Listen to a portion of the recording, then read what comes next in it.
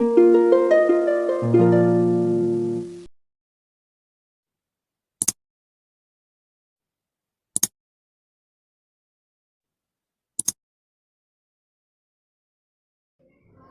Subscriber को अवगत कराना है कि प्राविधिक कला कक्षा 11 एवं 12 की प्राविधिक कला संबंधित वीडियो मेरे YouTube चैनल टेक्निकल ड्राइंग गुरुजी पर लगातार अपडेट हो रही हैं। यदि आप मेरे चैनल पर नए हैं तो आप मेरे YouTube चैनल पर जाइए और सब्सक्राइब कर प्लेलिस्ट खोलिए। वहां आपको सभी वीडियो चैप्टर वाइज मिलेंगे जिन्हें आप अपनी आवश्यकता के अनुसार देख सकते हैं। धन्यवाद। नमस्कार बच्चों, आज हम जो चैप्टर शुरू करने जा रहे हैं वो है लाम्बिक प्रक्षेप। अंग्रेजी में इसे ऑर्थोग्राफिक प्रोजेक्शन का नाम दिया गया है। यह चैप्टर परीक्षा की दृष्टि से बहुत ही इम्पोर्टेंट है। इसके बारे में सबसे पहले हम जानेंगे इसकी प्रस्तावना और परिभाषाएं, किन किन शेप्स का इसमें यूज़ होगा। यह चैप्टर को आप बहुत ध्यान से पढ़ेंगे और बिल्कुल इंटर की टेक्निकल ड्राइंग की परीक्षाओं के लिए बहुत ही इम्पोर्टेंट चैप्टर है। और इसके लिए मैं आपको बात बता दूं कि इसके लगभग हर साल मतलब 2 क्वेश्चन जो है इस चैप्टर में से ज़रूर आते हैं। तो मैंने बताया कि लाम्बिक प्रक्षेप इस चैप्टर का नाम है ऑर्थोग्राफिक प्रोजेक्शन। तो इसके बारे में हम लिख लेंगे चैप्टर लाम्बिक प्रक्षेप।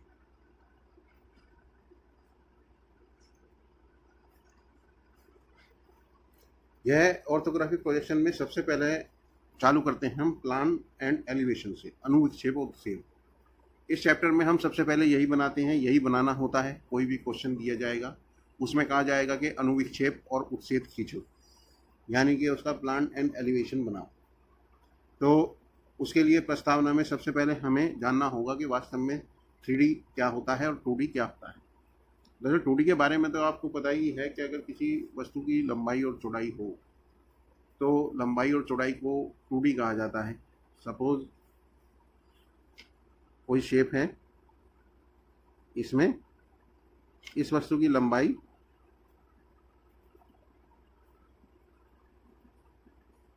और दूसरी है चौड़ाई, तो ऐसी वस्तु कहलाती है 2D।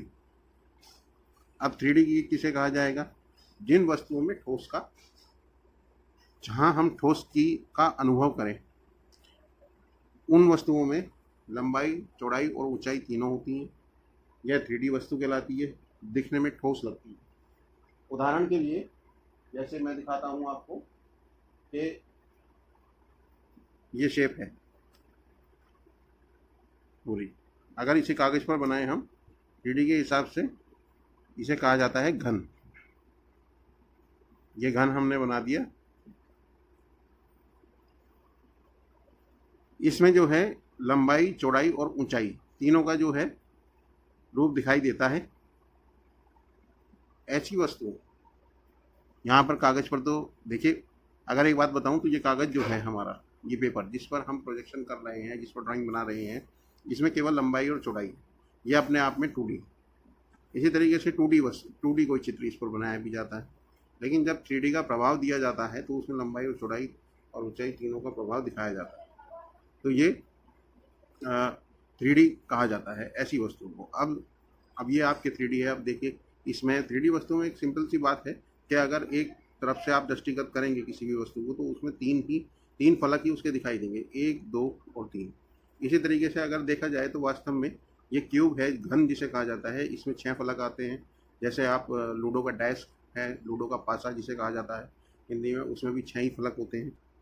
अब ये 6 फलक हैं इस क्यूब के अंदर, तो इन्हीं चीज़ों का हम प्लान और एलिवेशन क्रिएट करते हैं। अब प्लान और एलिवेशन क्या चीज़ होती है, इसको डिस्कस करने से पहले मैं आपको ये बात बता दूं कि लगभग 3 शेप्स का हम प्रयोग इसमें करने वाले हैं। देखिए, सबसे पहले हमें जानना होगा कि समपार्श्व किन चीज़ों को कहा जाता है। समपार्श्व कौन सी वस्तुएं होती हैं? अब आपने जो है प्रिज्म देखा होगा, प्रिज्म। तो सबसे पहले मैंने जिक्र किया प्लान एंड एलिवेशन, फिर 2D और 3D। अब बात करेंगे हम समपार्श्व की। नंबर 1 समपार्श्व।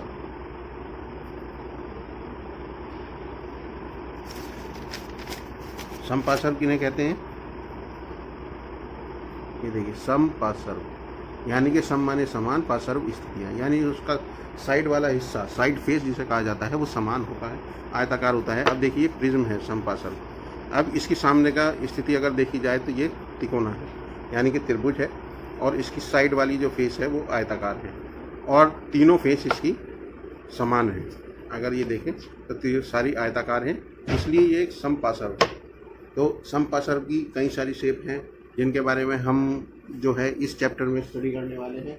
इसी तरीके से आप ये देखिए, ये पंचभुज समपार्श्व है। इन शेप्स के बारे में एक और बात बता दूं कि वैसे भी ये सारी की सारी चीज़ें सब शेप्स जो हैं समपार्श्व कहलाती है, क्योंकि इनका साइड फेस जो है सबका आयताकार होता है। लेकिन इनका नाम जो डिसाइड है इनकी साइड वाले फेस की वजह से होता है। जैसे यहाँ पे त्रिभुज है तो इसे त्रिभुजाकार समपार्श्व कहेंगे, और इसे जो है हम पंचभुजाकार समपार्श्व कहेंगे। ये पंचभुजाकार समपार्श्व है, साइड वाली स्थिति जो है इसकी आयताकार है। इसी तरीके से जो है ये पंचभुजाकार समपार्श्व हो गया। इसी तरीके से देखिए ये जो है षष्ठभुजाकार समपार्श्व है। यहाँ पर भी साइड की फेस जो है इसकी आयताकार है, और ये जो है षष्ठभुज है। इसी तरीके से ये षष्ठभुजाकार समपार्श्व हो गया। इसी तरीके से जो है सप्तभुजाकार समपार्श्व होता है, अष्टभुजाकार समपार्श्व होता है। आपको मैं दिखा देता हूँ, ये अष्टभुजाकार समपार्श्व है। 1 2 3 4 5 6 7 8, 1 2 3 4 5 6 7 8, ये अष्टभुजाकार समपार्श्व है। इसी तरीके से इसमें एक सप्तभुजाकार समपार्श्व होगा। ये देखिए 1 2 3 4 5 6 7, ये सप्तभुजाकार समपार्श्व है। 1 2 3 4 5 6 7। इसी तरीके से ये सारी शेप्स जो हैं और साइड से जो है ये आयताकार हैं, इसीलिए कहा जाता है ये जो है सप्तभुजाकार समपार्श्व है। इसी तरीके से ये क्यूब कहलाता है। इसी तरीके से ये जो है वर्गाकार समपार्श्व कहलाता है। देखिए साइड की स्थिति वर्ग है और साइड से आयत है, तो इसे वर्गाकार समपार्श्व भी कहा जाता है, या आयताकार समपार्श्व भी इसे कह दिया जाता है। आयताकार के लिए विशेष और बात बता दूं, आयताकार में छोटा होगा, जैसे ईंट तो नहीं कह सकते, सॉरी। इसी तरीके से त्रिभुजाकार, वर्गाकार, ये सब शेप्स जो हैं मैंने आपको बता दी। अब इसके बारे में हम चैप्टर चालू करेंगे। तो हमने किन किन के बारे में जिक्र किया? सबसे पहले समपार्श्व में जो त्रिभुजाकार समपार्श्व था हमारा, ये त्रिभुजाकार हमारा समपार्श्व है, इसके बारे में हमने की जिक्र। ये त्रिभुजाकार समपार्श्व,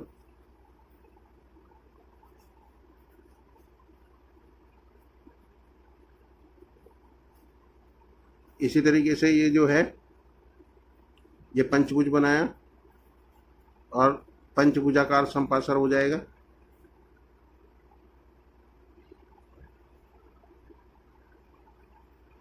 ये पंचभुजाकार समपार्श्व हो गया। इसी तरीके से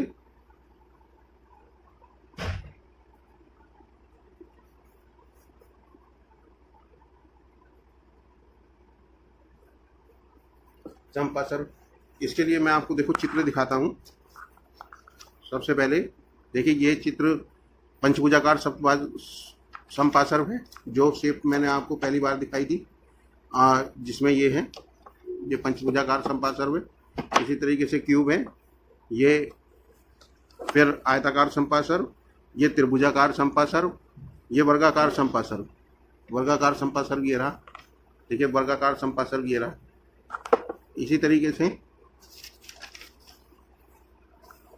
ये षष्ठभुजाकार समपार्श्व है, जो शेप दिखाई है।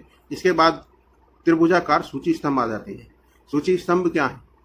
सूची स्तंभ ऊपर से नुकीले होते हैं और नीचे से कुछ शेप लिए हुए होते हैं, जैसे त्रिभुजाकार, आयताकार, जैसे समपार्श्व में एक फलक होता है।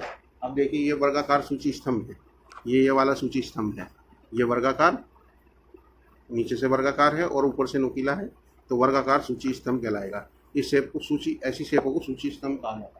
इसी तरीके से ये जो है देखिए, गिनिए 1 2 3 4 5 6 7 8, 1 2 3 6 7 8, 1 2 3 4 5 6 7 8, ये अष्टभुजाकार सूची स्तंभ है। ये अष्टभुजाकार सूची स्तंभ है। ये 1 2 3 4 5 6, ये षष्ठभुजाकार सूची स्तंभ है। ये देखिए,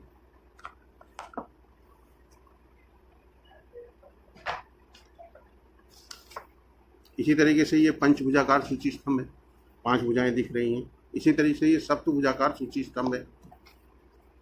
इसमें साइड का फेस जो है त्रिभुजाकार होता है। ये त्रिभुजाकार, हर शेप में आपको त्रिभुजाकार मिलेगा। ये देखिए,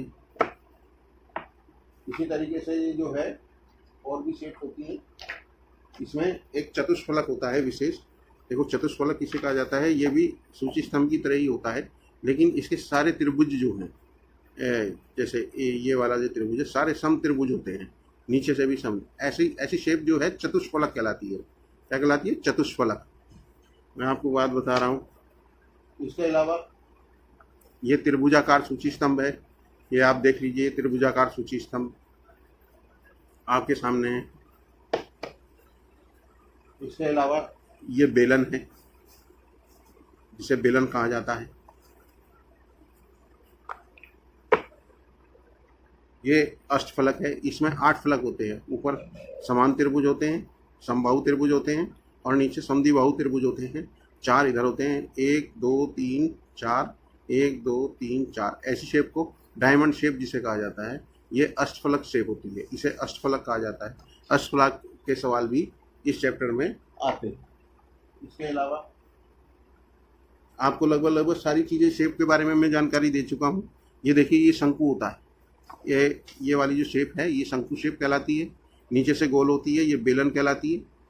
ठीक है, तो ये सारी शेप्स के बारे में आपको जानकारी हो गई।